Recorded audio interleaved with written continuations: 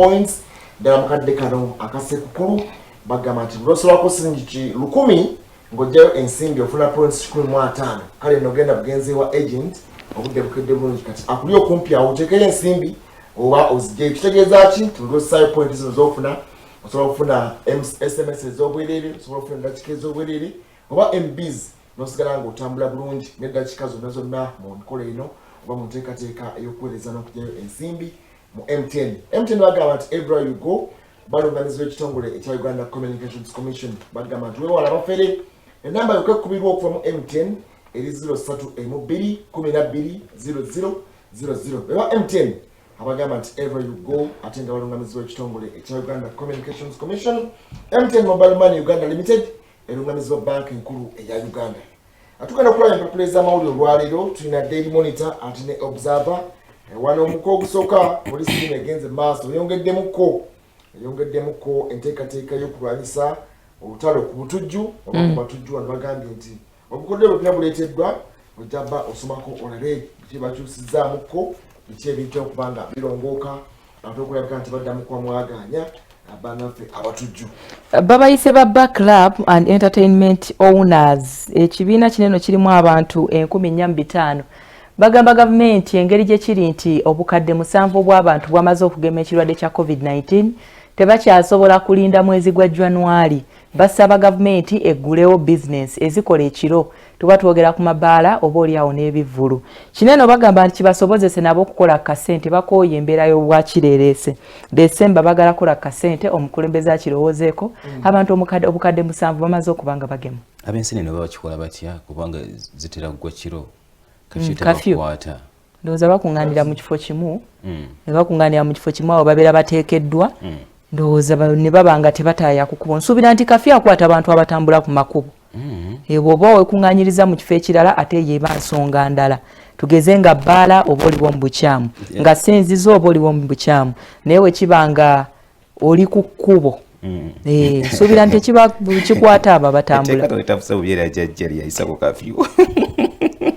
Kafyu atandika ssaawa mmeka? Ssaawa emu oli waka. Abamukwasisa babeerawa?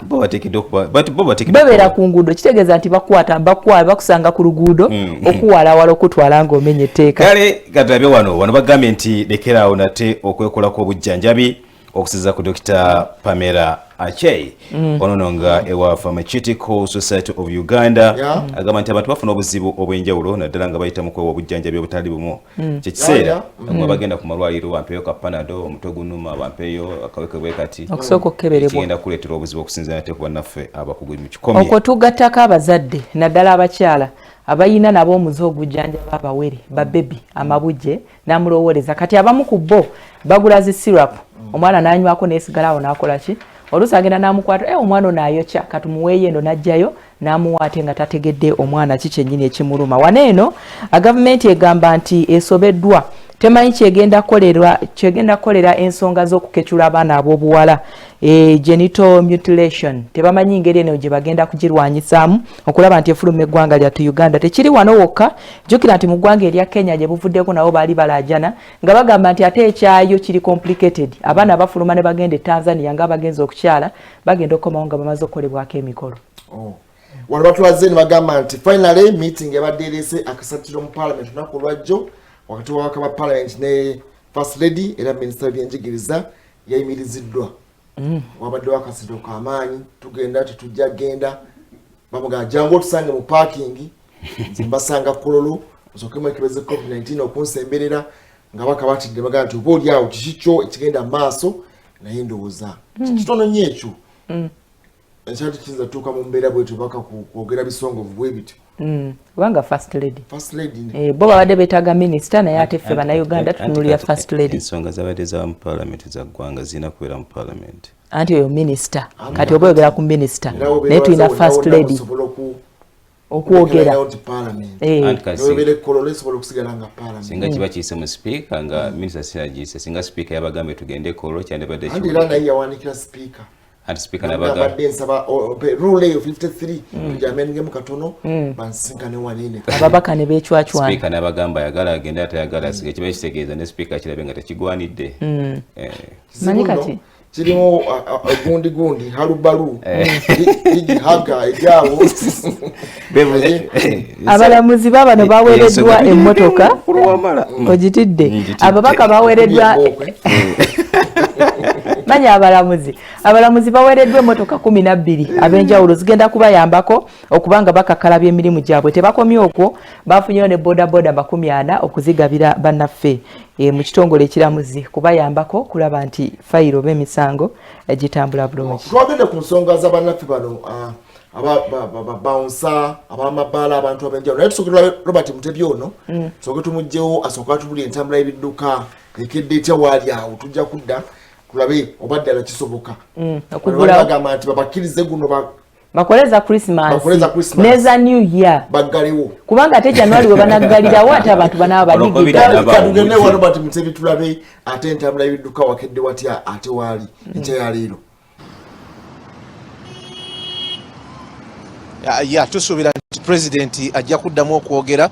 naddala ku bintu bya COVID-19 nga tetunnabagenda ku nnaku nkulu oba tetunnabagenda mu Christmas kubanga alina okulambika ab'amasomero n'abalala abalina okutandika okugulwawo mu January alina okubalambika bifo. N'olwekyo tulowooza nti president ajja kuba wa kisa nnyo abantu ngaabo agende maaso n'okubagula. Abamu nno tulowooza nti era before even January president ebintu nga bya kafyu n'ebirala ayinza okubanga nabyo abijjewo. Kitegeeza ki? Kitegeeza nti fe abawoomingira Vision Night ate tuwoominge n'amaanyi amayitirivu. Katukisuubire nti ekyo ajja kulabika nti akituukako. Naye essaawa zino ndi wano ku Kira Road ku masaŋŋanzira oba ku ntabiro y'enguudo ez'enjawulo. Kumwe bannaffe abava mu bitundu eby'ebukoto twabagala obagamba nti kyemulaba wano kyekituufu ekiri kummwe abava mu bitundu eby'ebukoto Kigowa n'ebitundu byonna ebyetoolodde sayidi eyo nga mukozesa ekitundu ky'oluguudo kino. Tewali nnyo jjamu gwoyinza kwogerako oba tewali jjamu gwoyinza kwogerako ku nguudo ezisinga obungi okwetooloola ekibuga Kampala we tutuukidde essaawa zino nga zikyali nkalu. Obudde bwakiddedde abantu balabika beebase nnyo olwaleero kubanga nina ne bempulidde abagamba nti bukedde tebamanyi nti bukedde. Obudde bwakiddedde ate obudde bunnyogovu. Kitegeeza nti n'enseenene zirabika gye zaagudde mu bungi wadde sinnaba kulabako naye nga ku ntambula y'ebidduka ekibuga kibadde kikyali kikakkamu. Enguudo ezisinga obungi nga zibadde zikyaliko emmotoka ntonotono. Wano ebitaala bino bwe bikwata ke kajjaamu kogenda maaso n'okulaba naye biba bitadde mmotoka ziba zitambula bulungi. Enguudo z'omu Kampala ezisinga obungi ezikoleddwa zaateereddwako ebitaala era nja kubalagako ku kiri wali ku fairway awo ng'oyambuka okudda ekololawo Casablanca wonna bataddewo ebitaala ebiyamba motoka okusiba n'okutambula. Na wano tulaba nti obaolyawo bye bigenda maaso n'okusibaasibamuko ku motoka naye ezijja zo nnyingi naye zigenda zo ntono ddala. Kumwe abagenda mu kibuga nga muvudde wano Kamwokya Bukoto Kamwokya n'okweyongerayo Wandegeya wonna wabadde wakyali walamu. Entambula y'ebidduka oba ebidduka bibadde bikyali bitono okwetooloolaawo wonna ku Acacia yitaawo ekittante otuuke wali emulago wonna embeera ebadde ekyali nnuŋŋamo ate wali jjaamu nga bw'atera kubeerawo ebintu bibadde bikyali birungi. Lugogo bypass oyinza n'okwebakako ku luguudo newebaka otulo nga tewali kidduka kyonna kikuyiseeko kubanga motoka ko tekuli kuzigenda nezirabika nti zijja wabadde wakyali walamu nga bw'ogenda maaso n'okulaba. Bino bye bimu ku bitundu mu Kampala ebirina enguudo eziriko emiti wakati ebiraga byute ya Uganda ebitulaga nti tukyali Pearl of Africa naye nga ku ntambira by'ebidduka olaba nti motoka zo zibadde zikyali ntono nnyo nnyini ddala mu kitundu ky'ekibuga Kampala kitukeddemu olunaku olwaleero. Kitegeeza ki? Kino kitegeeza nti motoka bwe ziba entono ku makya oba ku budde nga buno gye bujjakawo katono zijja kweyongera. N'olwekyo teweeyibaala gwe akyali ewaka akyebise ekikunta oba bulangiti oba bedi cover bambaza ebikka tandika okutambula kubanga gye bujjakawo katono ojja kubanga okosebwa. Muhammad Wamala Fedi Nabwire ne munnange Faluku mbalamusizzaako ak'ensuso munzikirize omuzindaalo ngubaddize nyinza okubeegattako gye bujjakawo katono. Kololo ye wali watya kubanga bw'otuukayo ati toyinza kugeraganya n'awabasesaaza eri esalaama ng'oli Kololo naye kale tujja kukulira gye bujjakawo katono akatuyongera tulaba ati betugenda okugenda biwano maaso mpolampola n'okumalayo empapula zino tujja kuddira kale tweyanza ate okuba tetuwadde ekiri ku kiralo daawo bagambye dda bakola oluguudo lw'essalaamu twalengera mukyala wo nga yokya kasooli naye nga kyava ku binnya ebiri mu luguudo bayirwe wunzisero. Anyway, kale twagala okwongera otumalize Daily Monitor nabadde akyalina ensonga ez'enjawulo bwe tumala wano ate tugende muzeeyi Tamarine atuwubaka bamanya ekidduka kyo. Wano bagambye nti mulekerawo okutta abateeberezebwa naddala misango egy'enjawulo ani agambye bamuyise omulamuzi munamateeka Ivan Bowe agamba nti bwattu omuntu nga omuteeberezebwa okuba nti ddala mwezi wa misango kiba kitegeeza nti ne information oba togenda kugifuna biri luddawa bisange mu Daily Monitor w'olunaku olwaleero. Nade gaba bannaffe bano abakola mabaala bannaffe ba bounce baani myaka gigenda mu ebiri ati bano bayingiza abantu kodda bana ne propose ngagamba baleke mu November ne December bakole asatu mu gwako bademba bagalire boy yali propose yabo mu kusooka wali naye ndoza president naye anabera lenient enough butwa anti mwero kajikakanye muko bakoze nno mulimu munene abo bakoze mobilization wansi underground cover okuba nti batsindika abantu bano okubaga sogenda okubagema era emiwendo gino okutuuka ku mukadde omusanvu akadde kano muwendo egyawe mingi bannabitone baani abamabaala kibiki kubanga batwala ebifo byabwe bagemere wano kubanga mu mbeera yonna baali baagala nabo okulabika nti program ey'okugema eyanguwa nabo kubanga kyali kibakwatako okuba nti emirimu egyabwe giggulawo ebintu byabwe bizibu bagenda kunywera mu masiki anti mwambanga ne bwembeera nga munywa naye nga mwenna muli bageme ekibuuzo ekyokuba bwembeera mu komenti bwe muti mwenna nga muli bageme kyekisinga obukulu nti obuzibu okujja bwe bakugema tolwala olwala naye civility tebeera y'amaanyi ng'atali olaba ebweru kati ekiriyo bwembeera nga muli mu komenti mwenna nga muli bageme twakyambala mask anti wekibeeredde ekizibu we wano nti amawanga agasinga gakyali ku nsonga yokakasa nti abantu tebakuŋŋaana mu bungi balowooza nti okukuŋŋaana kuno oluusi kwe kuviirako covid okwongera okusaasaana mu bantu so kakati president bw'abanga akyali ku nsonga y'obutayagala bantu kukuŋŋaana nnyo kubanga n'amasinzo gakyali ku bantu 2 kusinziira ku directives ezasembayo n'emikolo emirala gyonna so kakati ng'omaze kuwandiikira bakuumaddembe okusinziira ku kifo kyo n'obawandiikira n'obategeeza bwoti ne bwoti anti kisinziira ku kifo nga bw'ogambye babagaana tibakiriza baana genda anti ebintu ebimu ate bisobera kubanga kati nze nsoma bayibuli waliwo Kristo Yesu we yagambira nti abato mubaleke bajje gyendi bayibuli ekkiriza okulimba kakati gwe pasita andi kakati ate okola ki ebintu byakyuka olaba naffe tetukkiriza neddasi kano ka sanitizer okalaba kati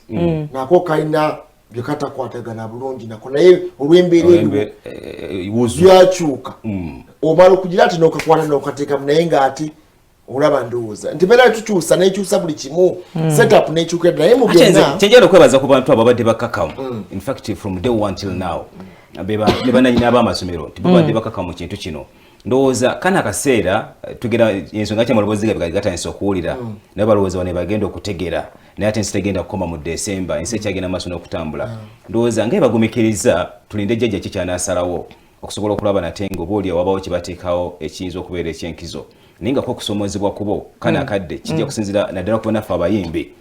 bamanagers kati gwe mulimu gwammwe okusobola okulaba nga muteekawo embeera babawunsers bayinza obutasobola naye kati bannaffe batunuuliddwa abafuula ba bounce okuba nga bakuma ekifo ekyo be bayimbi ke kaseera kadde eri bannaffe ba managers okubatunuulira nti bagenda kubatiipinga luddawa mu bino ebikujjuko singa in case Uganda teguddeewo kubanga tulaba amawanga gatulinaanye Kenya, Tanzania bamala dde okuba nga bakikola ki kati eseera bwe ebivulu bigenda kutambula bulungi olwo nawulidde waliwo nabakuba ebivulu emitukula kati yesaawa balabewo gye bagenda okukola ki okweyiiza naye nga tulinde mu kyo jjajja ki kyagenda okusalawo naye nga kyandibadde kyankizo kubanga kati wotunya olunaku olwaleero nze ku ndowooza yange nganze omuntu owa wansi siraba nsonga lwaki tebaggulwa anti kati emyezi gineno gye basaba November zinenaku ezisigaddeyo ne December ne January awo ku ntandikwa babala olaba buli muntu sekinoomu kati tuyina n'ebibiina eyo wansi gye tubeera nti omuntu asevinga ssente nga manyi nti agenda zisaasanya mu December munanjulira nti waneeno tuyina abantu betuwangala nabo mu kibuga naye nga December bwatuuka buli kamu bakatikka ne batunda ne baddeeri ekitegeeza nti babeera bagenze kola kikusaasaanya emyezi gye twogerako b'ennaku zinene zisigaddeyo nnaku za muntu kwekulisa January kubeera kwekulisa mwaka mukadde bwe tuba mu December excitement ebeerawo ebeera ya Christmas. Kristo azaaliddwa awo owakagatto wasuubira okutunda owakagoye owa buli kimu. Kakati ate bw'omala okulya n'okkuta kalicha yaffe wano mu Uganda eri nti onoonyawo ogenda okusanyusibwa. Kakati bannaffe baneno basuubira nti engeri obwavu gye buli obuyitirivu omanyi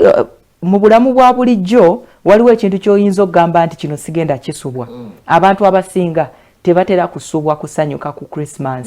na ku New Year. Natuga nti all in all obulamu ebusinga kubanga tujjukira omuggalo ogwasooka ogwa 2020 twagenda okugenda mu December abajjukira obulungi embeera yaliwo yali nzibu teri ayinza kwagala kyaliwo December mwaka guwedde kubanga kyaliwo nga kidda fenna twali twekukumye olw'embeera eyali enzibu naye katono nnyo soka tumengera muzeeyi Tamale manya ekidduka kyo wetudda twongere okutuna ensonga zino n'okubanga tugenda mu Mulamango Butereevu.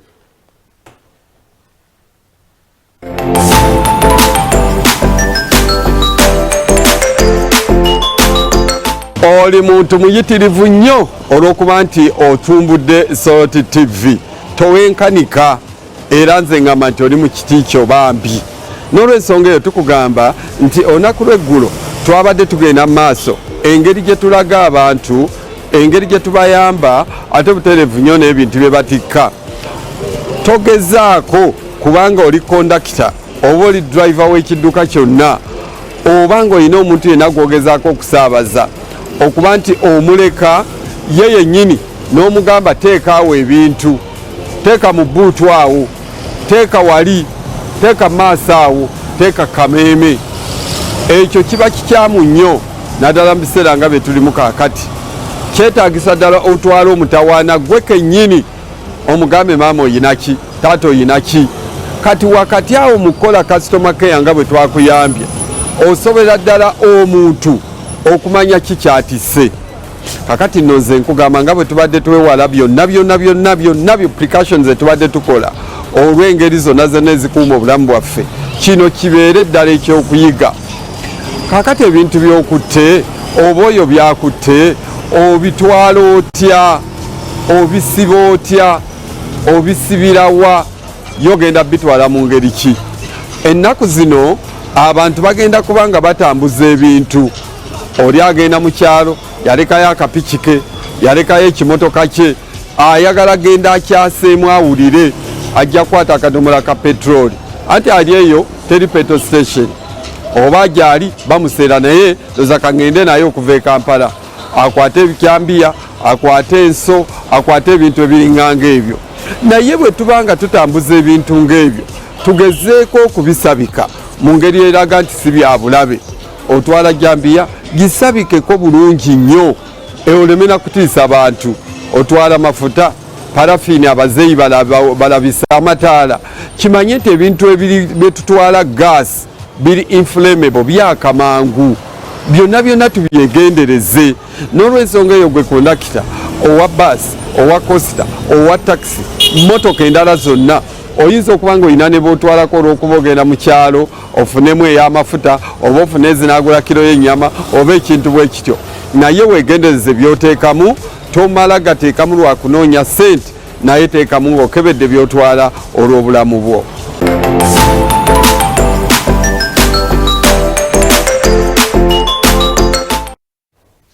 Yes, message ya vigilance, message ya kubeera alert ddala akadde kano abatambula mu bidduka nammwe abamaninga abatutambuza bitundu ebyenjawulo naye ewammwe eggulo ebusiya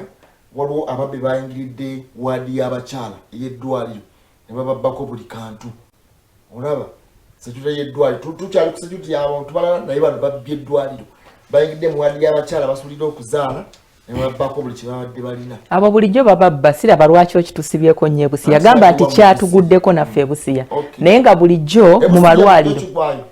bwonna mu Uganda malwaliro gonna batera kubba bakyala abo abakazaala kuba babeera bamanyi nti babakoowu nnyo kati waliwo ebiseera we bituuka ne bagoba abajjanjabi okufuluma ebweru muleke bannakawere bakole kibawummulemu kati jjukira oba okooyo oli wekka n'omwana kati ono bwajja abamu balooza n'okulowooza nti abamujjanjabi yes kakati abo be bakyala abakyasinze okuba nga babbibwa mu malwaliro. So kyagudde waffe lwakuba nti kyabadde kyamaanyi muko naye ng'era bw'ogoberera amalwaliro gonna babikola, babba bannakawere, bababbako engoye, bababbako abaana, bababbako sukaali, bintu bingi nnyo bye bababbako mu malwaliro. So abantu batekinga advantage eyo. Babeerawo abo abasinga obungi abatambula mu nkubo kasita awulira ezo shifting times nga zituuse mufulume mugende eri kuba kati waliwo amalwaliro agamu agatalina mitima bagoba abajjanja bifulume ebweru nakawere n'asula yekka naye ng'olaba nti ekyo kibeera kya buntu si kya buntu bulamu. Bulijjo babba mu malwaliro. Olaba abavubuka ndowooza simanyi ggwanga ensi gye tugenda naye ate waliwo kyolabanga bisusse. Ndoza ensonga lwaki abantu abo n'abantu abakwata nga bakoze ebintu bitali kyabakwatibwa kisa though tuvumirira ekyokutwalira amateeka mu ngalo. Ndoza kireetera abantu obukaawo n'okuba nga nti bakyagala kusalikako omusale kubanga kyanga muntu genda kubba mu ssinzizo. Bulijjo babbamu. Naye kati gaki babba ne hostia gye basembayo genda ebikompe engoye z'abafaaza ne bazeetikka ne bazitwala. Naye kinene ekyamalwaliro ng'omuntu wa bulijjo kizibu nnyo okulowooza nti amalwaliro gano oba oliawo tegakiinaamu mukono. Lwaki ngamba bwentyo? Mukulu w'amala amalwaliro agasinga galina kamera. Abantu abasinga obungi ababba abantu bagamba nti babeera within nga beetooloola era bw'oba mwoli ng'ogenza ofuna obujjanjabi bagamba nti oyo tomukkiriza kusemberera. Yes, abalwadde be bagamba nti tokkiriza muntu oyo kola ki. Kakati ne weebuuza omulwadde azze okujjanjabwa ye waaba ategedde. Anti kakati abalwadde abamu buli gw'olaba nga ayambadde ettaawo omuyita musawo n'ettaawo eri aba aligiwa kirina abantu bakola under disguisement asobola okugenda ku nasa asobola okugenda atungira yonna anti kakati akantu ke walengera abalala bayingira ne mu traffic nga bakyambala oli ebyeru nga bayingiza n'emmotoka ne babajjako ne ssente ne bakola kyebakoze aba traffic kiyinza okutegeerekeka ayinza ogenda mu luguudo olwesudde somewhere naye bwe twogera ku malwaliro nti unity eyo gye mubeera mukoleramu wakiri abasawo abatono toyinza kumanya basawo bonna mu ddwaliro n'obamalayo. You can't. Ogende emulago omupya kale linnya waggulu wadi 4 gende eri buli gw'osanga ogenza olubuto lukuluma olinda nga nti ate ninde musawo gwosa musawo nyamba naye gw'otuukiddeko nga si musawo ayambadde olwokuba omuyama ayambadde gandula ayambadde ki. Tuyina amalwaliro actually kankozesa ekyokulabirako ekyabakyala bagenda okuzaala. Tuyina abasawo abamu nga bw'otuuka nga shift yeeweddeko akugamba sigenda kugenda. Bw'osanga waadi erimu abakyala bagenza okuzaala kale tubale emiryango nga tubale waadi nga 2 mubeeramu abasawo specifically abali assigned okola ki okola omwo. Tewali mukyala agenda kuzaala mu ddwaliro n'atatuukira wa musawo yali ku duty kola ki kumukeberako. So kitegeeza nti abasawo banene ababiri oba abasatu abali specifically abateekeddwa okukola mu waadi ezo bateekwa okuba nga beemanyi. Kakati awo wennyini omukyala nansi agenda okuza yazalisizza abakyala bala 10 ekiro bano bazze ku makya bafa omwana wuuna ebisa bigize bikoze bitya. Kakati gwe omugambe nti alyeri ajje alondole. Njagala kusaba ebintu bino tubyawule. Omukyala bw'atuuka wabeerawo ono gwatuukirako batuukirako mu karuumu awo ababakebera. Ogenda kuzaala obudde bwe buti oba tebasobola kusindika mu labor ward nga tebakebedde. Mu labor ward mubeeramu abasawo abalala abagenda okuzaazisa oba okifuna. Kakati banene ababba abantu tebababbira eri munda mu labor ward gye basanze abasawo abalala. Bababbira waneeno nga bakumyawo ku bitanda awali assigned abantu ab'olubatu ab'ebyobulamu okukuuma. Basiibula bagenda byawukana waliwo basooka okuteeka tebatera kubba banene bagenda discharging nga babba banene bano bankyali bakyakukeberako bagenda prescribinga medication n'ebintu ebirala ng'ebyo. Omwo mubeeramu abasawo 2 ku 3 abagenda okuyamba. Kyova olaba nze ndowooza nti amalwaliro gano bwe kiba nga tegayina mukono mu kubbibwa kw'abakyala abazadde naddala balina kye bateekwa okukola babeeko ne kye bakola ku nsonga y'abantu banene abajja ne bakola ki ne bababba. Olaba ne oba mubuulizi wa njiri ng'ogenze kusabira abantu baneeno abakyala abazadde era otuuka wali eri n'ogamba naye musawo ogamba otya kino bwe kiti ne bwe kiti n'olyoka okola ki n'olyoka oyitawo ne bw'oba ozze kudonatinga bintu osookerawo abasawo banene okukola ki kuyingira kati abantu bano be batusongerako nga bantu ba bulijjo babeera oba kugamba oyo tokkiriza kwetalirako kwekejambo ajja kukola ki kulabirira agenda kubba how comes tebanzibangako kyabika we nalinayo omulwadde seyali mulwadde yali agenda okusumulukuka mu mbeera eyo kyakazitoite yali eddwaliro ndowooza gyali agenze mu mbeera emu ebena naye kikyali kizibu nnyo okusobola okulondoola n'okumanya abalwadde n'abasawo nti ani mutuufu olw'ennyambala yaabwe naawe omuntu aba avudde manyo gaseka tumanyi muntu kikugenda kutomera at the end of the day mu mbeera ey'okubba nakyo kiyinza okuba nga obaoliawo kikyali kizibu then naye ekintu kino kyo kikyali kizibu kubanga enfaanana y'omuntu omusawo tamanyi omulwadde gwe ateekeddwa kujja kulaba oba tugeze nti Faruku mulwadde Muhammad Wamala yazze okundaba omusawo tamanyi nti yateekeddwa okujja okumulaba ebiseera ebisinga bajjange abazze okulambula oba okulaba at the end of the day nafuluma n'ebintu kubanga kkirizo bagaana nti abantu abeera busenga oba abeera bakoowu olusinga nabeebase n'okwebaka kitwalire oli omuntu okulaba nti azze ayambadde ettaawo ng'egyambaddemu yakisawo agenda maaso n'okwebakako oba n'okuwummulakwe wagenda okuzuukira nga talaba bintu bye ekyo nakyo oyinza okuba nti okiraba nti bimu ku ebyo bikyayinza okuba nga kikyafuuse kizibu either bannaffe abali mu malwaliro ag'enjawulo bo beekolemu emirimu okusobola okulaba nga bamanya face eziteekeddwa okukola olunaku zifaanana zitya bo bennyini balondoola abantu abo otherwise kikyali kizibu okugamba nti ono ye mubbi kufa abalwadde naye bwe mba mmanyi nti ono sitaafu munnange netutandika okulaba nga weebuzabuza tuyambadde ffe bitufaanana tugeze oyambadde ettaawo ndowoozawo ngaffe akakiiko oba ngaffe ab'omulimu gwe tukola ogumu ogutugatta kiyinza okutwanguyira okuba nga twekolamu omulimu kwakakadde tumubuuza onaani kiyinza okuyambako naye nga otherwise kikyalimu obuzibu bw'amaanyi tukyawule bwe tuti omulwadde we babeera bamubbira ku geeti nga tanaba kuyingira kulaba musawo kitegeerekeka oyinza ogamba nti oli bamutegedde wali eri ne bakola ki ne bamubba naye omuntu ayingidde munda mu waadi aba mulala kambawo ekyokulabirako wano ku Salt Media tulina uniform zaffe singa Fred oba oli awo aba taliwo wali oli najja mu uniform ya Salt Media wasobola okuyitawo naye nsaba mumpa assurance omuntu ono newakubadde ayambadde uniform asobola okuyingira mu newsroom n'abamalamu eddakiika nga 15 n'abaako nekyabba n'afuluma kiba kizibu nnyo lwaki kizibu mwemanyi uniform muzimanyi tulina ne ba reporters abali up country naye ng'era nabo bwe bajja olaba nga discipline ya wano yeyo ki kakati nze sinnaba kufuna kunnyonnyolwa kumatiza muli eri munda ku ngeri omulwadde gy'asobola okubbibwa munda mu ward omuli abasawo atali mugenya atazze leero ng'akimanyi bulungi nnyo nti on duty ndiko ne sister gundi fe tugenda okukola ababba bano ayinza okubeera nga naye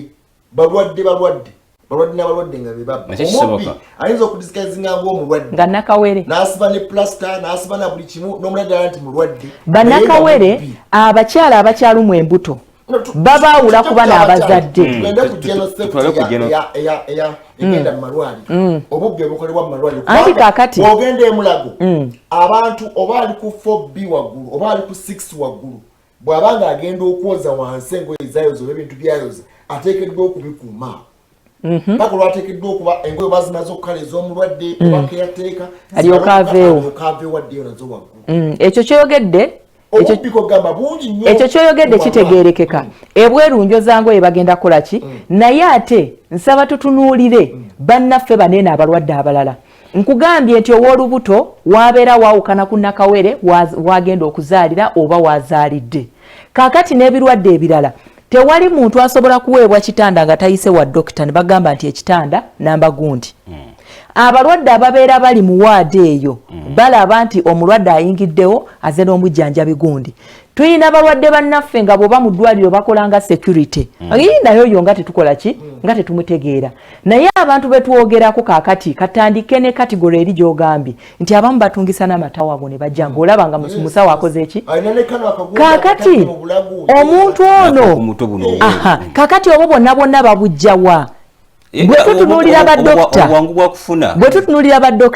badokita babbula mu malwaliro gaffe tebatera kubeerawo ebiseera ebisinga tubeera n'abaana banene abatuyambako betuyita abaintani be basinga okwasaganya baani abalwadde naye omuntu okutuuka okwefuula dokita olaba naye babeera bano abaana baintani bamanya nti tuli under dokita Wamala akadde kano Kaakati bano abaana abali ku intaani kale bwe babeera bayingidde mu waade n'okujja okujjanjaba abalwadde bakimanyi nti dokita gwe balinayo dokitaani ono omulala ayitawo okuyingira okujja muno. Kaakati bano abagezigezi tagenda mu waadi. Olaba nze kati manyi nnyo omulaga at least tera okugenda mulagiro ne mmanyi embeera nga bwetambulawo. Waadi ezisinga ezamulaga omupya neeno omukadde yonna yonna ebisinga ntegeerayo. Obuvuyo we bujjira be balo muntu gw'osanze olesa omulwadde wo oba tugende tomanyi dokita gw'ogenda kulaba ekyo kitegeerekeka nga bangi ekyo kitegeerekeka okubatwala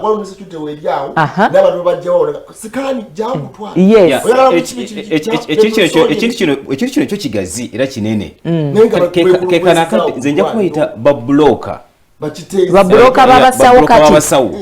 actually tuwaiti babuloka babasawo kubanga abantu abo babeerawo oba tulina mulwadde munda kikyokolawo lwaki gwe in fact ndowooza kekanakadde tutegeze ne society nti omuntu toteekeddwa okusasulira ssente ku mulyango ng'oyingira genda wooteekeddwa okuba ng'osasulira kalyango obutaagala kugumiikiriza nti abamu bagamba layini mpanvu bw'ogendayo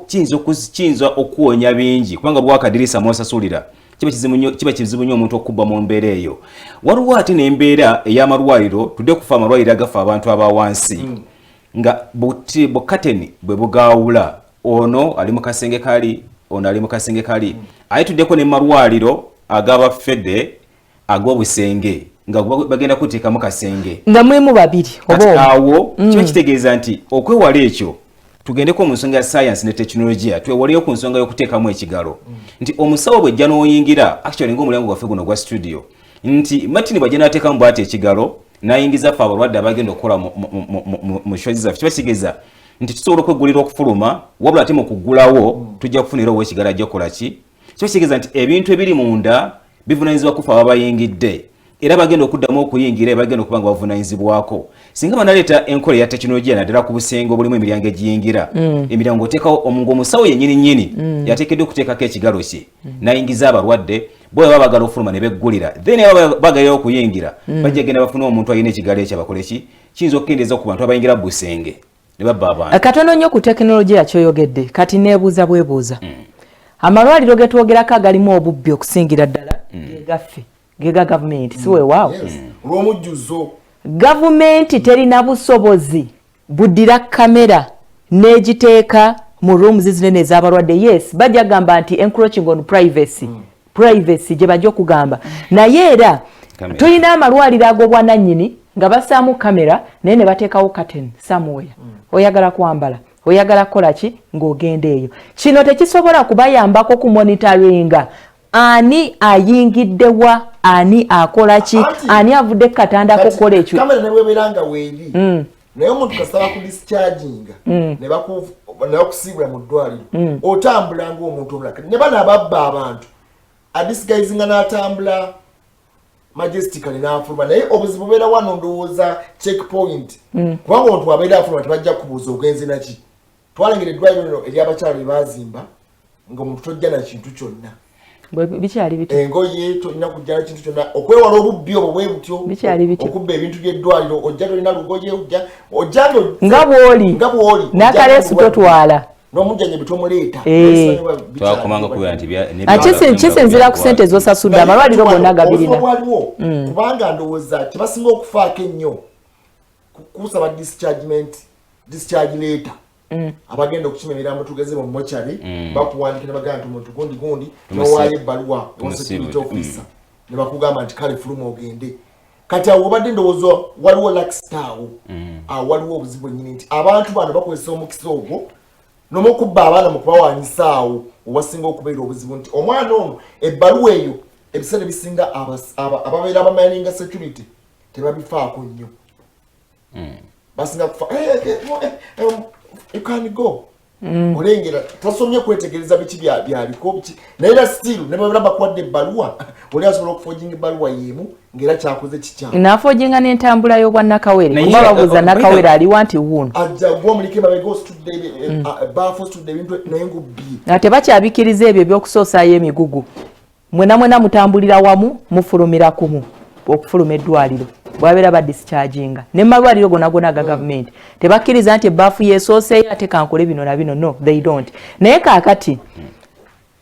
abannaffe ab'ebyobulamu kitegeerekeko omuntu okunfera nga akyali bweru ku geeti wano kubanga ekisookera ddala bannayuganda tetulina bugumiikiriza. Abamu olutuuka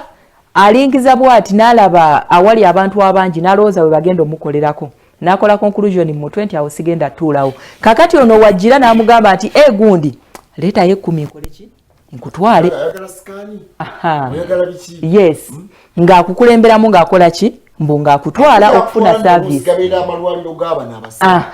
Kyekiri Faruku kyabadde aleetamu nti abamu ku bo babbulooka b'abasawo. Kakati kye twebuuza bwe gaba nga amalwaliro ganeno galimu babbulooka bakola emirimu egyefaananyirizaako bwe gityo, lwaki babbulooka bano tebeekolamu association ne bajjamu kawukuumi ono atankuula oba yonoonye omulimu gwabwe?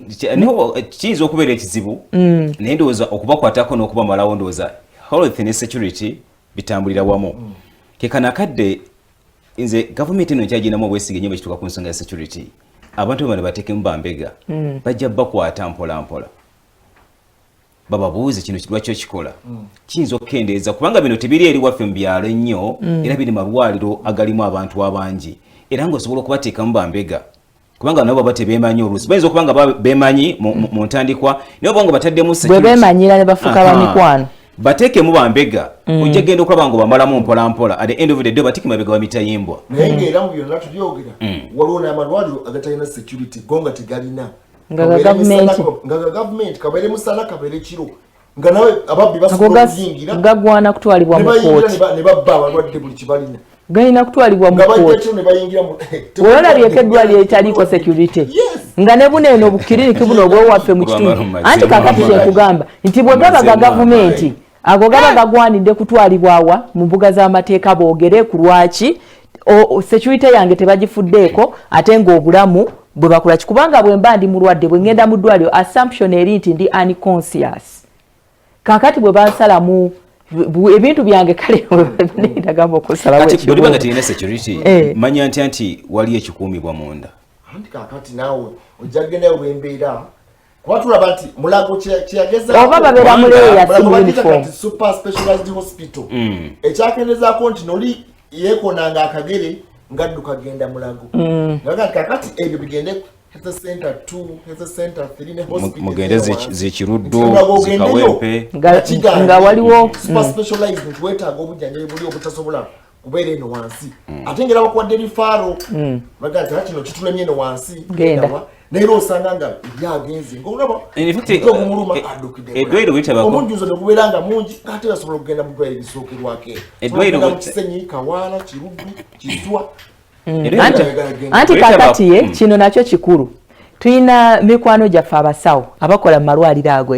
mugategedde ago bwe gatyo abantu baneno nabo balina obulwaliro bwabwe wansi mu byalo amalwaliro gano getukkiririzaamu kale getugamba nti endwadde eganye kangende ndabe Dr. Gundi kati abo ba Dr. Gundi balina bukiriniki eno wansi mu byalo gye tuva kakati abamu ku bo nabo batuwa appointment nagamba nti jangu ondabe eno nkukoleko oba okifuna tekibangawokko winaga nti jangu ndi eno ngenda kukolako ekyo nakyo weekiri so kakati kitegeeza nti Mulago nga Mulago bikyaganye ebyo ebya super specialized birabika tebijja kukola kyekiviiriddeko n'abantu okusigala nga babba bannaabwe kubanga wali eri ku mulyango singa oba ogenda kuyitawo ng'olaga ebbaluwa nti gundi ne gundi byeyandifarinza okujja wanene ekyo nakyo kirala so kakati ekyo bwe kiba tekinatereera kitegeeza nti tugenda kusigala nga tutambula bwe tutyo naye nze sinnaba kumatizibwa bulungi kukuba nti omulwadde asobola okubbibwa mu waadi munda wano ku mulyango wamala itsoke nzikiriza kubanga mbeera ndi munaffe yagamba mba ndi naive babeera bantwala naye wali eri munda ekya security kikyaganye simanyi gavumenti yaffe oba ministry y'ebyobulamu nti tesobola ku affordinga costs ez'okuteeka mu cameras munda muno wakiri baliri abali munda abeera asobola okwogera kiri nakyogeddeko ekya privacy naye tulina amalwaliro ge tugenzemu otujjanjaba nga galimu cameras wabula basawo akasenga ak'enjawulo wogenda okwambalira n'okola ebirala nga those cameras tezisobola kuba nga zikulaba actually ndowooza where to go abafuluma cameras enyinza bateekako engoye bafuluma before time naye nga kamera bwagikwata bakozi bamuddwali bawanika okwengoye kubaga zibalaba nga bafuluma before time ababika and actually kamera naye ali mu control abatalabye nti kamera ebikiddwa kamera kikulu nnyo era zijja kuyamba nnyo singa zibasireddwawo naye ate era ndabawo kyoyogedde kyennyini nti abasawo abamu baba eddagala lya gavumenti ne beetwala amalwaliro gaabwe ag'obwannannyini era kino ekyo bajja kukola kyamaanyi okusobola okulaba nga bazirwanyisa kati ekyo nakyo ndowooza bw'okitunira bwoti mubamanyi okyusa ango zaabwe kiyinza okubongeramu kiyinza okuba nga kiyinza okukola naye ate benyenye bayinza okukinafuya nti yadde babalwadde balina enkaaba gye bakaaba ey'okubayisa obubi naye ate bo waliwo ate abayinza okubanga mwena be mutidde n'okubanga bafuna mu mbeera ebegenda mu maaso bannange katono nnyo ababbi betwogerako kati ababba mu malwaliro bano si babbi ba bulijjo fe ababbi ba bulijjo abatamanyi kubba tubbe eno wansi mu byalo eno naye omuntu alumba institution eya gavumenti n'agamba nti agenze kubba ng'amanyi nti waliwo security ng'amanyi nti mulimu abayivu oyo omubbi taba wa lusaago anti kati tulina okuclassifyinga abantu baneeno ababbi balina bukugu kina experience mu kubba kuba nawe nana tubyogera abamu balanoagamba linda kakati otaba mubbi taba nabwire owebusite mabbye eryo libeera ddala lya bubbi so kakati bannaffe baneeno nze sikiwa nti waliwo ensonga sofa gye bawadde public esobola okumatiza nti abantu bano tebabamanyi nnyo omulwadde watuuka okugambira nti gundi oyo takuliraana nga gwe omusawo tomanyi waliwo ekyejo kubanga bo in fact kirizo bagana waliwo n'abantu ababeera mu kifo nga ye mulimu gwe abasawo bamumanyi nti oyo wa deal era nga bamukirizamu nti wa deal ategabutezi ndowooza kekadde bannaffe abavunaanyizibwa ku nsonga z'amalwaliro n'ebyobulamu ate kisinza okumumalamu amaanyi mukulu w'amala kyagambye nti nga ne security ku mulyango oguyingira tewali ako kabonero ak'okungulu akalaga nti n'amalwaliro mwennyininyini temulimu bigenda kukozesebwa ng'empeka oba eddagala kubanga kino ekyokungulu ekirabwako bwe kiba kigaanye olwo ate kitalabwako kyebayingiza bakyanawo nga kiyingidde naye ate kiyingira mu mulyango guno nekifulumira mu kamooli kambajjukize ku mbeera gye twakola wano eno yali mboozi twagikola mawulire gaffe waliwo eyakwatibwa nga abba abalwadde naye nga yali ayambadde uniform yali yabasawo ojjukira nti bamuyisaawo mangu nnyo ne bamutwala nga abalwadde badimandi nga mu mutuwe tumukoleko mu mutuwe tebamuganya yadde kwogera kigambo yadde n'ekyo tegeddwa okwatusibulira wano musekendi buli omu abeeko kyagamba tudde wano ewa betwogedde tetubapininze nga bannaffe abavunaanyizibwa ku nsonga z'ebyobulamu wabula ffe tuli liiso etulengera abalwaye batalaba okusobola okulaba nga tutereeza embeera mu bwasse Buganda okusobola okulaba nga eggwanga litambula obulungi olunaku olungi olujjudde amagoba mweraba Mukama Katonda abankuumire njagala kubebaza okuba nga mutambudde naffe programu y'omusunsuzi nate olunaku lugenda kuba lwankya ssaawa 12 ez'okumakya katusinkane ku Salt FM ssaawa 4 mu programu ey'ekiteeso kyo. Mukama Katonda akunkuumire nise nabwire ndi musamya mugwe ndi namukombe busitemani oyintula ndi webusiya good morning highlight yabadde wammwe kyetuvudde tukyogerako kubanga yaddwaliro ly'ebusiya naye kibi nnyo okuba nti bikolwa bikyagenda mu maaso ababbi ne bayingira waadi y'abakyala abasulira okuzaala ne bababba buli ke babadde balina twalabagaliza akaseera akalungi tufundikidde wano olwaleero tugamba buli omu yeekube mu mutima okubba bannakawere kale tewali nnyo kyetuyinza embeera si nyangu nnyo omubbi asigala nga mubbi naye munnaye tunaakola ki gamba okubba omwana omuto azaaliddwa naye nakawere muntu wa bulijjo omwana yakajja mu nsi omwaniriza nakubba buntu bwe oba omusi omukubye ekisirani ky'amaanyi byagala tubyogerako naye kikolebwa oluusi bitambula kasooba oluusi ebikolebwako tebawo action ekolebwa kuba kati abo babbye babategedde obaoliawo bakyusa bukodyo ajja kuva ebusiya agenda awalala emulago lwakuba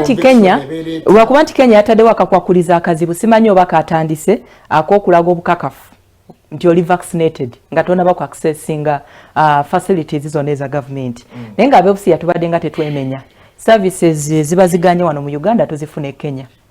ndowooza mwawulidde nga balajana nti abasomesa abasinga obungi badduse bagenze Kenya kola kikusomesa so tubadde nga tetwemenya kale katubageza akaseera akalungi katugende ate munyo kumakya musibe bulungi bannaffe